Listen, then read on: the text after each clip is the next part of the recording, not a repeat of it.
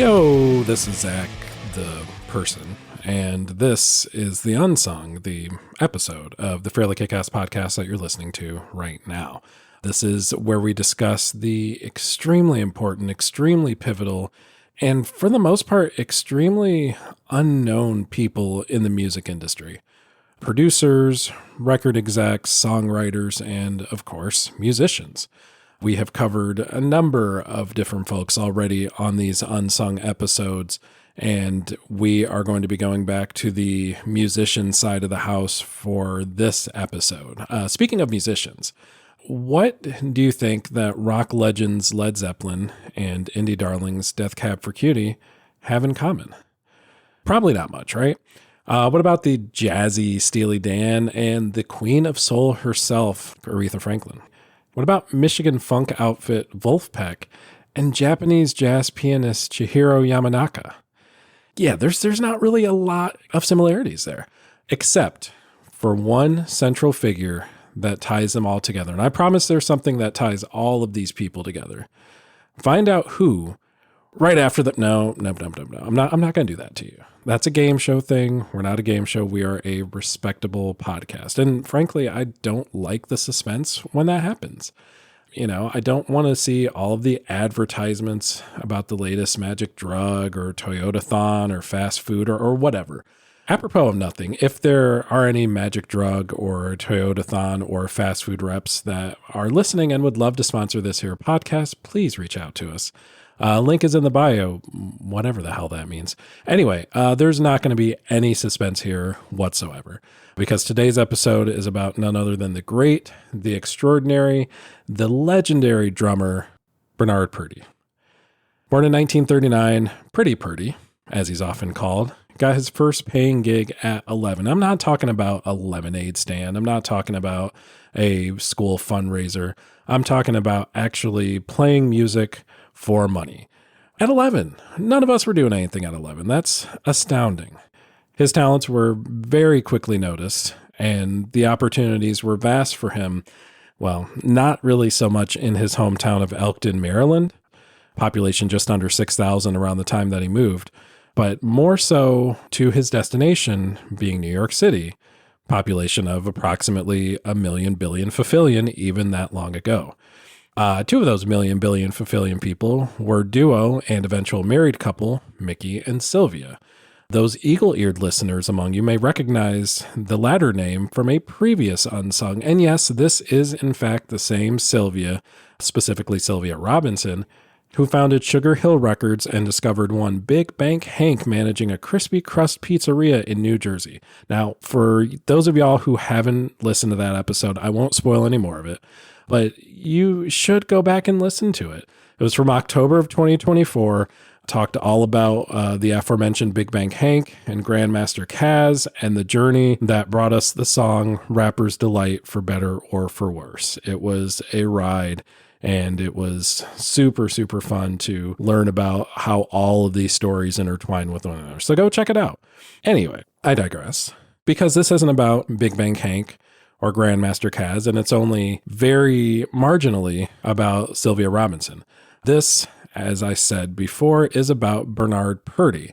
This is about the man who was playing sessions with James Brown as a very young man, I believe in his 20s. This is about the man who was once the Queen of Soul, as mentioned previously. Aretha Franklin was once her musical director. This is the episode about one of, if not likely the only person who can say that they not only played on both the Sgt. Pepper's Lonely Hearts Club Band soundtrack in 1978, but also the Broadway revival of Hair in 2009. Yeah, same dude. Purdie released his own music as well, both as the main guy of a group and also as part of the Three Bs trio, with fellow Bs being bassist Bob Cunningham and pianist Ross Townsend. Purdie also released music as part of the group called the Masters of Groove, originally, later named the Godfathers of Groove, that with guitarist Grant Green Jr., organist Reuben Wilson, and a number of others kind of coming in and out. The same dude. Yeah, the same one as all the other stuff I said. Not only did this same dude influence so many musical acts directly through his amazing drumming. And we'll get to some of the influences of that here in just a minute. But a lot of those influences came from his namesake shuffle, the Purdie shuffle, as it's called. I don't care what it is. I just want, I do care what it is. I want something to be named after me that isn't like the worst thing in the world, that isn't offensive, that isn't, something that is infamous, but something good, maybe like a household cleaner. The Zach of Fairly KickAss household cleaner lemon scented. Like, how cool would that be? This dude did it. He had a drum shuffle specifically named after him because he just created it, because that's the thing that you can do. Well, maybe you can't do it. I know I absolutely can't do it, but someone as talented and as revolutionary as Bernard Purdie absolutely can do it. Variations of the shuffle have shown up in a great many songs, far, far too many to discuss. We are going to bring up a few of them, but before we do, you need to know what the Purdie shuffle is. And this is all going to make sense when I tell you that Wikipedia describes it as a blues shuffle variation with the addition of syncopated ghost notes on the snare drum. I mean, yeah, I absolutely agree with that. Those are all words. Those words form sentences, well, a sentence in this case. And okay, I'm going to be real with you. I don't have any idea what any of that means. I'm not a drummer. I'm not a musician at all. It's one of those, I stayed in a Holiday Inn Express last night sort of situations, having a music podcast and not at all being musically inclined whatsoever. But I can still hear something and think, oh, that's that thing right there. And that is the beauty of the Purdie shuffle, because you don't have to be able to describe it. You don't have to know what words like syncopated or shuffle or snare drum or notes mean. All you have to do is open your ears and listen, and you will immediately latch on to that very, very signature sound. Don't believe me? Well, go listen to a couple of songs by Steely Dan, being Home at Last from Asia, or Babylon Sisters from the follow-up to Asia called Gaucho. To be fair, Purdie himself is actually drumming on those tracks, so it's kind of hard for him not to sound like Bernard Purdie. But it's definitely a very genuine example. And the songs are fine. We've talked about Steely Dan at length on previous episode. That was one of our long time ago episodes. That was our deep dive segments that we did once upon a time that we will be doing again at some point in the near future, where we go through an artist's full history and basically covered almost documentary style, while still being very, very centered on the music itself, because that's why we're all here. If you have Spotify, those old episodes are still there. If you are on another podcast provider, you don't have access to those quite yet. We are slowly bringing those over.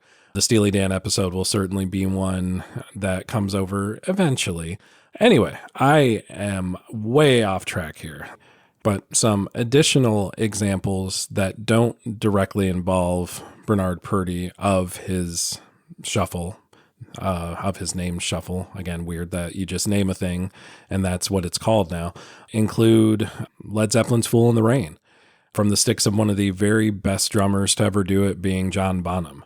Bonzo himself allegedly had mentioned that Purdie was one of the drummers that he tried to model his own style after, not just for Fool in the Rain, but just in general. Which, yeah, I could certainly think of worse people to emulate and gain inspiration from. And John Bonham was certainly an amazing enough drummer in his own right to take that inspiration and evolve it and use it and mold it into what he was able to do with it. And yeah, Fool in the Rain is a super cool, like, just tune out the rest of it. Tune out the vocals, even though they're lovely. Tune out the rest of the instruments except for the drums and just fall into a trance. It sounds so sublime. Another late great, Jeff Porcaro, threw the bass Purdie shuffle and the John Bonham interpretation of the Purdie shuffle together, and then sprinkled a Bo Diddley beat on top of all of that for good measure. The resulting Franken drum line anchored the beautiful song that you've probably heard before called Rosanna.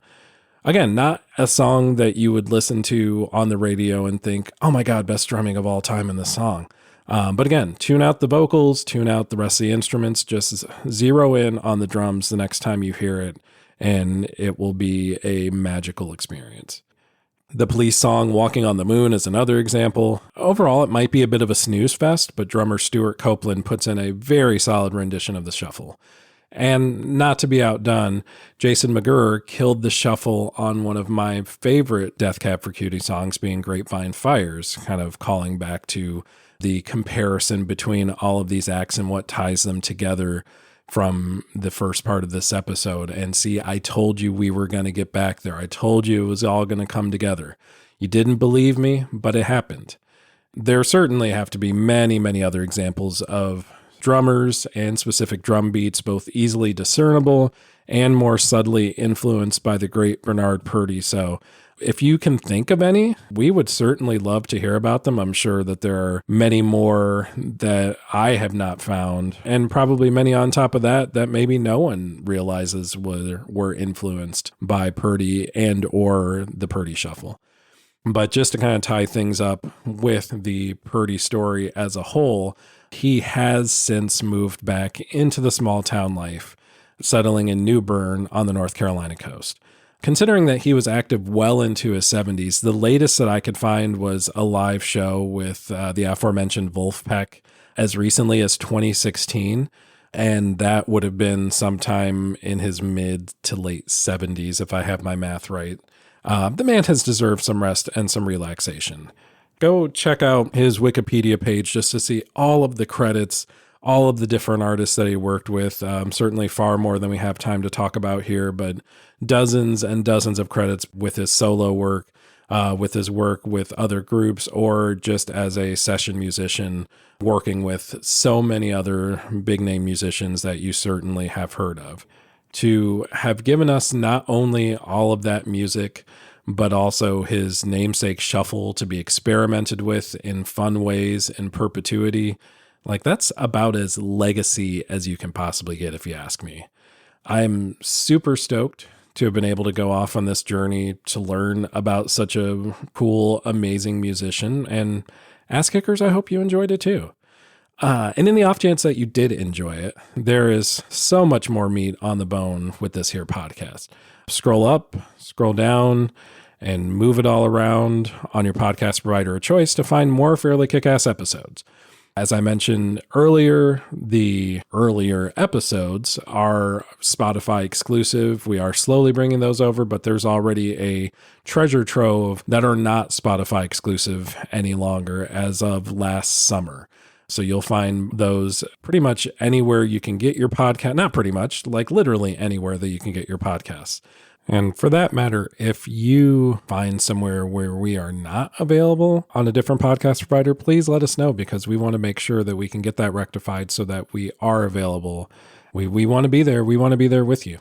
You can let us know on any of the socials, not any of them, but a lot of them, specifically Blue Sky, Instagram, Threads, and TikTok.